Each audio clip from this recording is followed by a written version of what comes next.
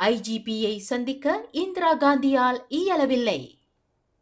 தனது முன்னாள் கணவரின் வசம் உள்ள தனது மகளை மீட்டுக் கொடுக்கும்படி போலீஸ் படை தலைவர் டத்துஸ்ரீ முகமது கலீட் இஸ்மாயிலை நேரடியாக சந்திப்பதற்கு பாலர்பள்ளி முன்னாள் ஆசிரியையான இந்திரா காந்தி இன்று புகிட் அமான் போலீஸ் தலைமையகம் வரை மேற்கொண்ட அமைதி ஆட்சேப ஊர்வலத்தில் அவரால் ஐஜிபியை சந்திக்க முடியவில்லை.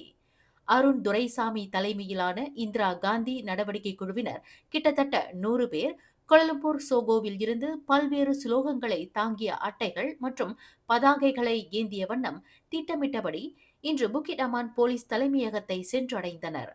தனது மகள் பிரசன்னா டிக்ஷாவை தேடி கண்டுபிடிப்பதில் உயர் நீதிமன்றம் வழங்கிய உத்தரவை போலீஸ் துறை அமல்படுத்தவில்லை என்று கூறி தனது ஆட்சேபத்தை தெரிவிக்கும் வகையில் போலீஸ் படை தலைவரிடம் மகஜர் ஒன்றை வழங்குவதற்கு இந்திரா காந்தி திட்டமிட்டிருந்தார்.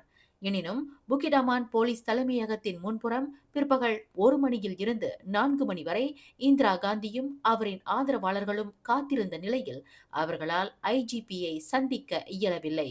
புத்ராஜயா மாநாட்டு மையத்தில் நடைபெற்ற ஒரு நிகழ்வில் கலந்து கொண்டுள்ள ஐஜிபி தங்களை சந்திப்பதற்கு வந்து கொண்டிருப்பதாக தகவல் தெரிவிக்கப்பட்டுள்ளது என்று இந்த அமைதி ஆட்சேப ஊர்வலத்திற்கு தலைமையேற்ற அருண் துரைசாமி தெரிவித்தார்.